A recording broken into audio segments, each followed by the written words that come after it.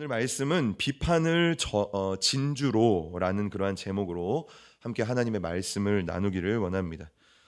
우리 성도님들은 다른 사람에게 비판이나 비난을 받아보신 적이 있으십니까? 다른 누군가가 나에게 왜? 막 이렇게 하면서 비판을 한다거나 아니면 누가 나에 대해서 막 비난하는 말을 한다거나 그런 경험을 해보신 적이 있습니까? 그리고 그렇게 다른 사람들이 나를 비판할 때에 우리 성도님들은 그러면 어떻게 행동을 하셨습니까? 어떻게 반응을 하셨습니까? 강남 중앙침례교회의 피영민 목사님께서 비판을 진주로라는 그러한 책을 이제 쓰셨는데 그 제목이 참 좋은 것 같아서 제가 오늘 설교의 제목으로 삼았습니다. 그 책의 내용을 보면 이런 내용이 있습니다. 저 바다 밑에 있는 조개가 숨을 이렇게 쉬다 보면은 아주 드물게 그 숨구멍으로 모래알이나 이물질 같은 게 이렇게 들어가기도 한다라고 합니다. 그래서 그 조개 몸속에 그 이물질이나 모래알이 박히는 거예요. 그 조개의 부드러운 살 속에 이 모래알이 박히니까 아플까요? 안 아플까요? 굉장히 아프겠죠. 우리가 걷다가 보면 우리 신발에 모래알 하나만 딱 들어가도요. 아유 막 걸을 때마다 막 신경 쓰이고 아프고 막 이렇게 하는 걸 우리도 경험합니다. 그런데 그 연약하고 부드러운 그 조갯살에 모래알이 딱 이렇게 박혀 있으니까 얼마나 아프겠습니까? 그래서 조개는 자기 살을 찌르고 가르는 그 모래알을 이제 그 고통을 없애기 위해서 자기 몸에서 진액을 이렇게 짜내기 시작합니다. 그래서 그 모래알을 감싸기 시작하는 거죠. 오랜 시간 동안 수차례 끊임없이 그 진액으로 모래알을 감싸고 또 짜내고 또 짜내다 보면 결국 그 모래알, 그 이물질은 진주라는 아름다운 보석이 되게 됩니다. 그런데 조개의 몸속으로 들어온 모든 모래가 다 진주가 되는 건 아니다라는 거예요. 그러다가 진액을 짜내다가 죽는 조개들도 아주 많다라고 합니다. 오늘 사도행전 11장에 나오는 이 베드로는요. 유대인 그리스도인들에게 예루살렘에 사는 유대 그리스도인들에게 오해를 받게 됩니다. 그리고 비판을 받게 돼요. 베드로 사도 그러면 됩니까? 비난을 받아요. 힐난을 받는다라고 이야기를 합니다. 그 이유는 이 베드로가 부정한 이방인들과 함께 먹고 함께 지냈기 때문이다라는 거예요. 어떻게 율법을 지키는 사람이, 어떻게 사도라는 사람이 그럴 수 있느냐라고 비판과 비난을 얻게 되는 것이죠. 하지만 베드로는요, 자신을 비판하고 비난하는 그 사람들을 결국 하나님을 찬양하는 사람들로 만들었다. 그것이 오늘 사도행전 11장 이 상반부의 내용입니다. 우리가 함께 어떻게 그러면 베드로는 그런 일을 가능하게 했을까? 말씀을 통해 은혜를 나누기를 원하는데요. 첫 번째 내용은 힐난하는 사람들이라는 내용입니다. 먼저 사도행전 11장 2절 말씀인데요. 우리 한 목소리로 함께 읽겠습니다. 시작. 베드로가 예루살렘에 올라갔을 때에 할례자들이 힐난하여. 아멘. 할례자들, 그러니까 유대인들이 이 베드로를 힐난했다, 비판하고 비난했다라고 말합니다. 근데 그 이유가 무엇입니까? 3절 말씀 함께 읽겠습니다. 시작. 가로되 내가 무할례자의 집에 들어가 함께 먹었다 하니. 여기서 쉽게 말해서 할례자라는 것은 방금 말씀드린 유대인이고 무할례자는 이제 이방인들을 이야기를 하는 겁니다. 예루살렘에 있었던 유대 그리스도인들의 비판의 내용은요, 이런 거였어요. 그들이 베드로를 비판하고 비난했는데 비난의 내용은 왜 그들에게 복음을 전했느냐, 왜 그들에게 세례를 줬냐, 이것이 아니었어요. 그들의 비판의 이유는 무엇이었습니까? 자신들의 전통과 관습을 지키지 않았다라는 것이었어요. 그들은 예수 그리스도를 믿고 심지어 성령도 받은 사람들이었어요. 예루살렘에 있는 성도들은 예수님도 믿고 성령도 받고 성령 충만했던 사람이었다라는 것이죠. 그런데 그들은 여전히 자신들의 전통과 관습에 묶여 있었다라는 거예요. 그리고 베드로를 통해서 오히려 복음이 확장되고 하나님의 나라가 확장되고 믿는 사람들이 많아졌는데 그거에 감사하고 기뻐하지 않고 오히려 베드로에게 불쾌함을 표시한 거죠. 어떻게 이방인들에게, 어떻게 이방인들, 그 더러운 이방인들과 함께 있을 수 있어? 라고 그 자신들의 불쾌함을 표출했다라는 것입니다. 여기서 말하는 힐란하다라는 것은 디아크리노라는 헬라어입니다. 그 뜻을 보면 철저하게 분리하다 또는 반대하다, 다투다, 의심하다, 판단하다라는 것이 있어요. 그러니까 이 표현은 굉장히 적극적인 표현, 아주 저돌적인 표현이죠. 그러니까 베드로에게 뭐 뒤에서 이렇게 조금 수근수근거리거나 베드로가 어떻게 저럴 수 있어 뭐 이런 게 아니라 대놓고 아주 공개석상에서 베드로를 비난하고 힐난했다라는 것을 우리가 알 수 있습니다. 이러한 유대인들의 비판과 비난은요, 예수님도 공생애 당시에 얻었던 그러한 비난이었는데요. 누가복음 15장 1절과 2절 말씀 우리 함께 읽어보겠습니다. 시작. 모든 세리와 죄인들이 말씀을 들으러 가까이 나아오니 바리새인과 세기관들이 원망하여 가로되 이 사람이 죄인을 영접하고 음식을 같이 먹는다 하더라. 아멘. 바리새인과 서기관들이 오늘 예수님에게 자신들의 불쾌함을 지금 표현하고 있는 거죠. 예수님을 원망하는 거예요. 비난하고 힐난하고 있는 것입니다. 왜 그렇습니까? 그 이유가 무엇입니까? 세리와 죄인들이 예수님의 말씀을 듣는 것을 싫어했다라는 거예요. 그런 거예요. 예수님께서 그 죄인들을 가까이 하는 것을 굉장히 불쾌하게 여기면서 예수님을 비난했다라는 거죠. 어떻게 그럴 수 있냐라는 것입니다. 이러한 동일한 이제 오해, 어쩌면 오해와 비난과 비판을 오늘 베드로가 경험을 하게 됩니다. 예루살렘에 있는 유대인들이 그리스도인들이 베드로를 비난을 한 것이죠. 아까도 말씀드렸지만 우리 성도님들이 만약에 이런 베드로라면, 만약에 누가 우리 교회 중에 아니면 우리 이웃들이 우리 성도님들을 비난해요, 비판해요. 어떻게 저럴 수 있어? 목사가, 권사가, 집사가 어떻게 저럴 수 있습니까? 라고 막 비탄하고 비난을 합니다. 오늘 베드로처럼 아예 공개석상에서 막 그렇게 해요. 와, 어떻게 하시겠습니까? 아니, 이 사람이 이렇게 막 대판 싸우겠습니까? 네.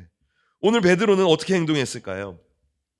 이 베드로는요, 초대교회의 기둥과 같은 사도였어요. 그렇죠? 그냥 뭐 일반 성도가 아니라 초대교회의 이 예루살렘 교회 중에서도 교회의 최고라고 할 수 있는 사도 베드로였다라는 거예요. 그런데 자신을 비판하는 그 사람들을 어떻게 행동했을까요? 베드로는요, 성숙한 그리스도인의 모습을 그들에게 보여줍니다. 두 번째 내용은 설명을 하는 베드로다라는 거예요. 사도행전 11장 4절 말씀 함께 읽어보겠습니다. 시작. 베드로가 저희에게 이 일을 차례로 설명하여. 아멘. 다른 사람이 우리를 비판할 때요, 우리는 세 가지의 반응을 보일 수가 있어요. 첫 번째 반응은요, 아주 쉬운 거예요.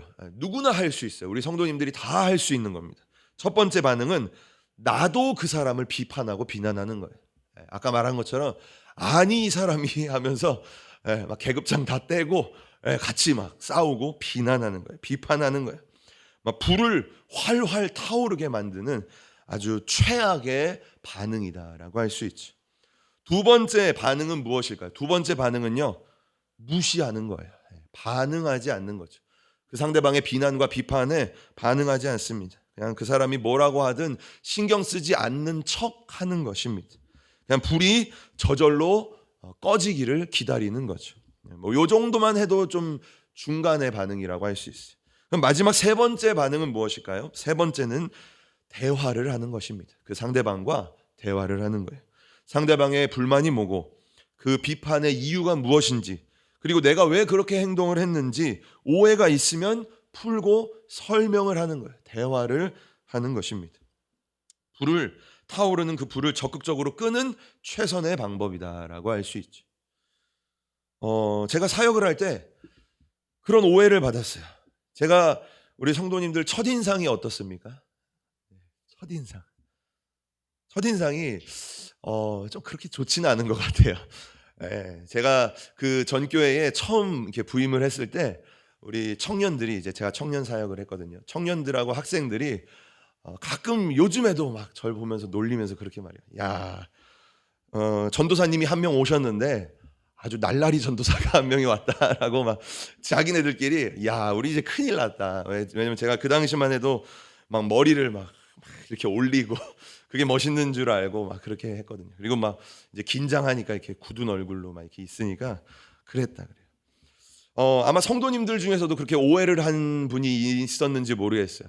제가 이렇게 사역을 하는데 한때는 이제 조금 어르신이 저를 부르는 거예요. 그러면서 인사를 하지 않는다는 거예요. 자기를 보면서 인사를 뭐 좀 어렵게 이제 말씀하셨죠. 전도사님이 저를 왜 이렇게 인사를 안 하시죠? 이렇게 좀 말씀하는 거예요. 근데 저는 일부러 인사를 안 했을까요? 그러지 않았겠죠. 뭐 제가 잘 모르는데. 그런데 이제 그러면서 대화를 하는 거죠. 전 그런 적이 없습니다. 그러면서 이제 그 다음부터 그분을 만나면 어떻게 했을까요? 90도로. 네, 저분이 저 멀리서 오면 다가가서 오셨습니까? 이렇게 말하면서 그런 거예요. 그러면 그분이 굉장히 그런 거 이제 좀 좋아하시는 분인 거죠. 뭐가 있었습니까? 그분과 저 사이에 오해가 있었던 거예요. 오해가 있어서 그분은 어떻게 했습니까? 불쾌했던 거예요. 기분이 나빴던 거예요. 뭘 하니까 풀렸죠? 대화를 하니까 그 오해가 풀렸다라는 것이 이처럼 상대방의 비난과 공격 또는 오해 이것을 우리가 세 가지 반응으로 풀 수가 있는데 가장 좋은 것은 뭐냐면 대화를 하면 된다라는 거예요. 대화를 하면 웬만한 것은 해결돼요. 오늘 베드로는 몇 번째 반응을 보였습니까? 첫 번째, 같이 싸웠습니까? 아니면 두 번째, 무시했습니까? 그 성도들 몇 명의 성도들 무시하며 나아갔습니까? 세 번째, 그들과 적극적인 대화를 했습니까? 오늘 4절의 말씀을 보면 베드로가 저희에게 이 일을 차례대로 설명했다라고 말합니다. 아주 구체적으로 아주 질서에 맞게 그러한 일들을 설명해 주었다라고 이야기를 하고 있는 거예요. 베드로는 오늘 아주 침착하게 감정에 사로잡히지 않고 자신을 비난하는 그 성도들과 감정적으로 일하지 않고 되어진 일, 하나님께서 행하신 그 일을 그들에게 설명을 했다라고 그러한 반응, 성숙한 모습을 보였다라는 겁니다. 그리고 그 설명에 대한 내용이 5절부터 15절까지의 내용입니다. 이 5절에서 15절은 우리가 구체적으로 보지 않을 건데 왜냐하면 우리가 그동안 계속해서 살펴봤던 그러한 내용이 이제 5절에서 15절까지의 내용이에요. 간단하게 말씀드리면 베드로가 기도하던 중에 환상을 받고 우리 성도님들도 한번 이렇게 기억을 되듬어 보시기 바랍니다. 하늘에서 내려오는 그 환상을 받고 그 부정한 음식 저는 먹을 수 없습니다라고 이야기했고 그리고 결국 또 성령의 음성에 따라 고넬료의 집을 찾아가게 되었고 그리고 고넬료가 봤던 그 환상을 또 베드로가 이제 듣게 되고 그리고 베드로가 그들에게 하나님의 말씀을 증거할 때 하늘에서부터 성령의 불이 내리는 성령의 임재가 임하는 것 그것이 이제 5절에서 15절까지의 그러한 설명을 예루살렘에 있는 성도들에게 베드로가 구체적으로 차례대로 설명을 해주고 있다라고 성경이 이야기를 하고 있습니다. 사람과의 관계의 문제의 대부분은요 이처럼 대화를 통해 풀 수가 있다라는 거예요. 내 생각은 어떻고 상대방의 생각은 어떤지 대화를 하면 오해가 풀리고 감정이 풀리게 되어 있다라는 것이지. 그런데 문제는 무엇입니까? 문제는요 우리가 말을 하지 않는다라는 거예요. 말을 해야 되는데 말을 하지 않아요.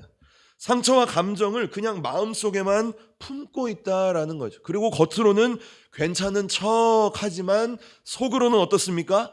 그 사람을 비난하고 정죄하고 비판하는 그러한 모습이 누구에게 있다? 우리에게 있다라는 거예요. 우리 교회 안에도 그러한 모습이 있다라는 것입니다. 자, 성도님, 만약에 우리가 그러한 모습을 가진다면 누가 손해일까요? 내가 손해죠, 내가. 그렇죠? 우리에게 그러한 모습이 있다면 누가 죄를 짓는 것입니까?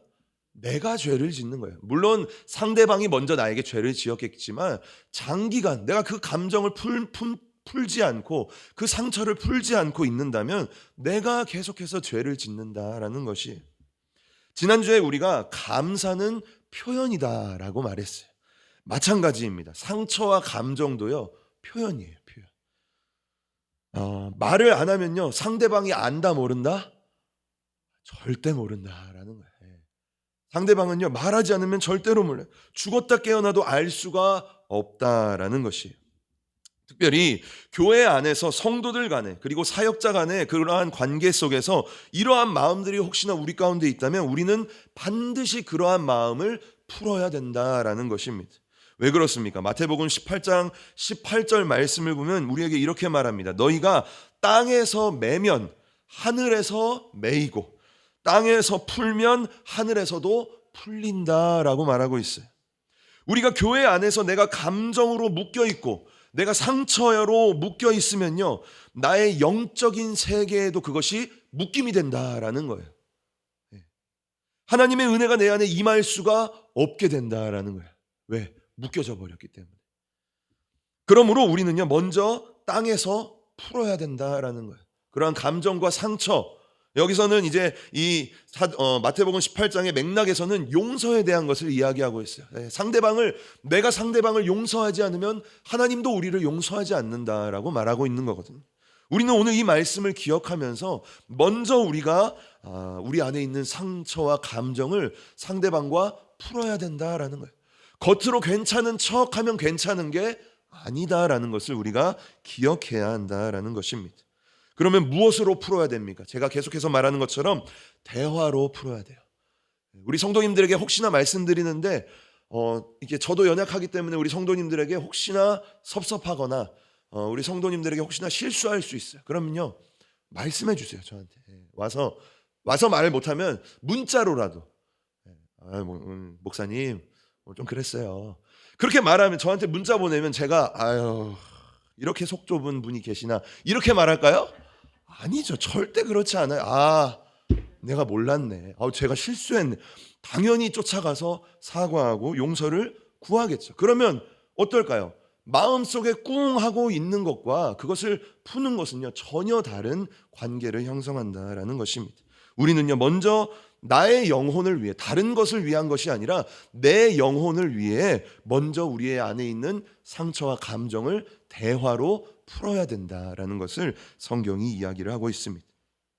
오늘 베드로는 자신을 오해하며 이 사건에 대한 것을 잘 알지도 못하면서 예루살렘 성도들이 자신을 비판하고 비난하는 그 성도들에게 감정적으로 대하지 않았습니다. 그들과 싸우지 않았습니다. 오히려 그들에게 차례대로 구체적으로 되어진 일을 설명함으로 그들의 오해를 풀었고 그러한 감정을 해결했다라는 것을 우리가 볼 수가 있습니다. 저는 우리 모두가 이러한 베드로의 지혜를 배웠으면 좋겠다라는 거예요. 베드로의 이러한 성숙함을 우리가 배웠으면 좋겠다라는 것이죠. 우리 모두가 땅에서 묶여서 하늘에서도 묶이는 것이 아니라 땅에서도 풀고 하늘에서도 풀리는 내 상처와 감정도 해결받고 하나님의 은혜도 받아 누리는 그러한 지혜와 성숙함이 우리 모든 성도님들에게 있기를 주님의 이름으로 간절히 축복합니다. 자, 세 번째 내용은요, 오늘 설교의 제목인 비판을 진주로라는 내용입니다. 오늘 베드로가 유대 성도들에게 했던 이 설명, 오늘 이제 아까 말씀드렸던 그 구체적인 그러한 설명에는요, 조금 특별한 점이 있습니다. 그냥 자신이 겪었던 일들을 그냥 일기 쓰는 것처럼 이렇게 나열한 것이 아니라 이 이야기를 통해 분명하게 드러내고자 하는 목적이 있었다라는 거예요. 베드로의 이 말에는요. 그것이 무엇인지를 보려면요, 그 이야기를 듣고 난 성도들의 반응을 보면 그 의도를 알 수가 있습니다. 성도들의 반응이 어떠했는지 우리 함께 읽어보겠습니다. 사도행전 11장 18절 말씀입니다. 우리 함께 읽어보겠습니다. 시작. 저희가 이 말을 듣고 잠잠하여 영광을 돌려 가로되 그러면 하나님께서 이방인에게도 생명 없는 회개를 주셨도다 하니라. 아멘. 자, 그 베드로의 말을 다 들은 예루살렘 교회 성도들의 반응이 어떻습니까? 먼저는 하나님께 영광을 돌렸다라고 말해요. 그리고 두 번째는 뭐냐면 이 일을 하나님께서 하셨구나라는 것을 그들이 알게 되었다라는 것이. 자, 우리 성도님들에게 한번 질문을 해보죠. 우리 성도님들이 설교를 듣는데 우리의 마음 가운데 막 감사가 막 솟아나는 거예요. 설교를 듣고 있는데. 그러면 그 설교의 중심 주제가 뭘까요? 말씀을 듣고 있는데 막 감사가 막 솟아나요. 그럼 그 설교의 주제가 뭘까요? 감사겠죠. 그 목사님이 설교자가 감사에 대한 것을 계속 얘기할 때 우리의 마음에 감사해야겠구나, 감사해야겠다라는 그러한 마음이 오는 거죠. 만약에 설교를 듣고 있는데 우리 마음 가운데 회개가 막 계속 생겨나요. 내가 회개해야 되는데, 주님 회개하게 해주세요, 막 그래요. 그러면 그 설교의 중심적인 내용이 무엇입니까? 회개에 대한 것을 막 얘기를 하는 거죠. 자, 오늘 베드로의 이 이야기, 베드로의 이 말을 듣고 있는데 성도들 가운데 무슨 마음이 생겨납니까? 하나님께 영광을 돌리게 되는 거예요. 그리고 베드로의 그 말을 계속 듣고 있는데 이 일을 하나님이 하셨구나라는 생각이 막 솟아나는 거예요. 그러면 베드로가 하는 이 말의 중심 내용이 뭘까요? 베드로가 드러내고자 하는 것이 무엇일까요? 이 모든 일을 누가 했다? 하나님이 했다라는 것을 베드로가 드러내고자 하는 것입니다. 이것이 베드로의 이야기의 특별한 점이다라는 거예요. 베드로는요, 자기의 말을 하지 않았습니다. 자기의 어떠함을 하지 않았어요. 오히려 하나님을 드러내고 하나님이 하신 일을 나타냈다라는 거죠.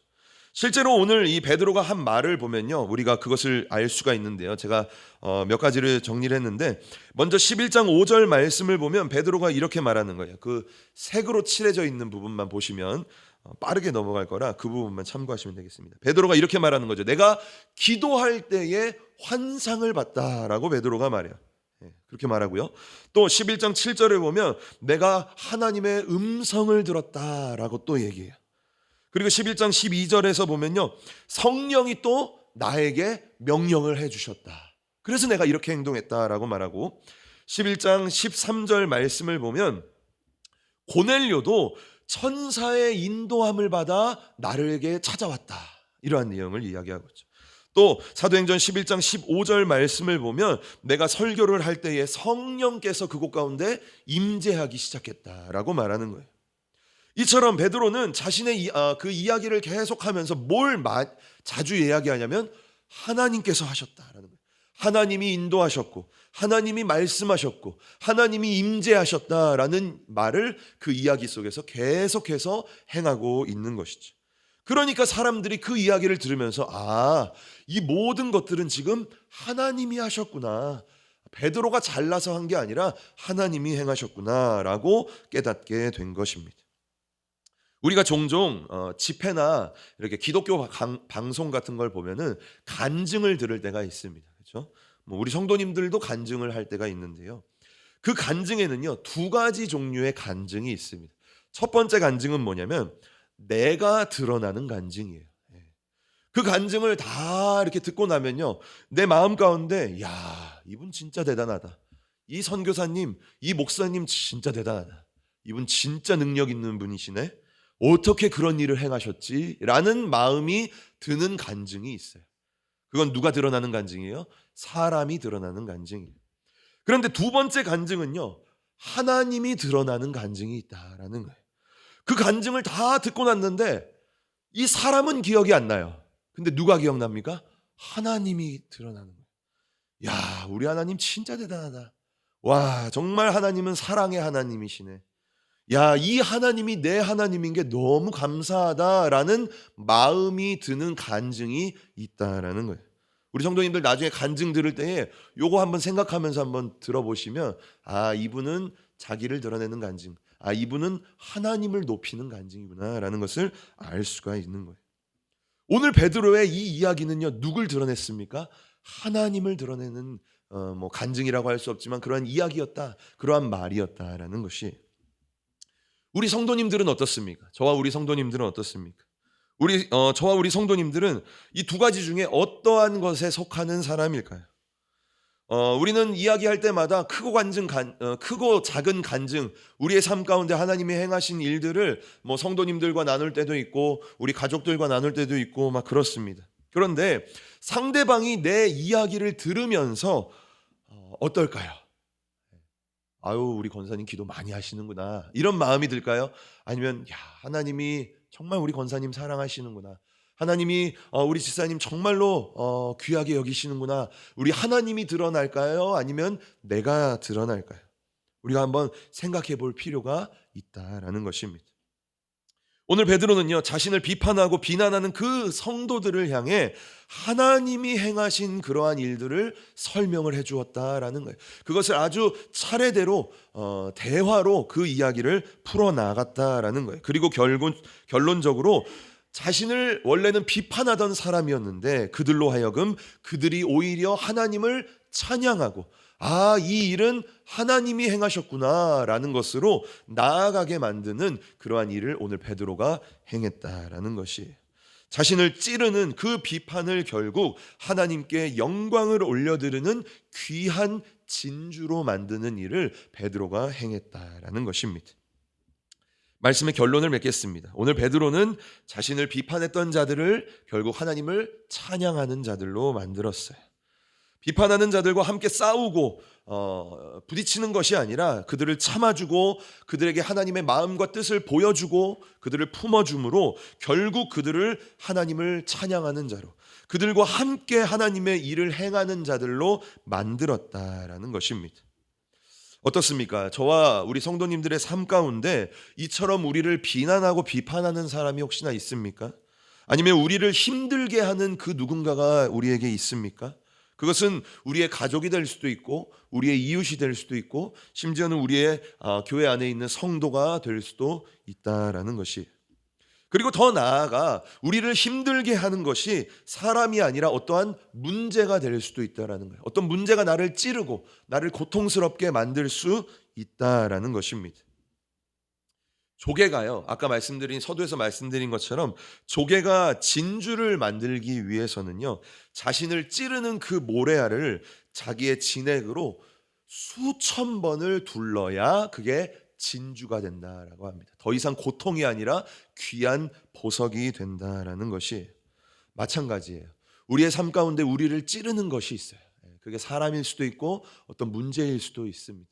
그런데 우리는 어떻습니까?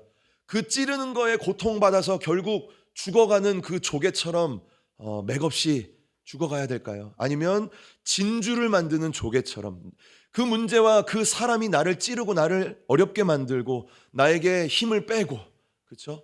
나를 낙심하게 만들지만 우리가 정말 그 조개가 진액을 빼내는 것처럼 우리도 그 나의 진액을 빼내서 주님 앞에 기도하고, 그렇죠? 나의 진액을 빼내서 인내하고, 한 번 더 나의 진액을 빼내서 주님 앞에 눈물로 나아갈 때에 그것이 한 번, 두 번, 10번, 100번, 그리고 이 조개처럼 수천 번 그 일들을 행할 때에 나를 찔렀던 문제였지만, 나를 괴롭게 했던 어쩌면 내 가족이었지만 그것이 내 삶의 진주와 같이, 나를 고통스럽게 만든 가족이었지만 변화되어서 나와 함께 동역하는, 나를 도와주는, 나를 행복하게 만들어주는 그러한 귀한 보석과 진주가 될 수가 있다라는 것을 우리가 기억하며 나아가야 된다라는 것입니다.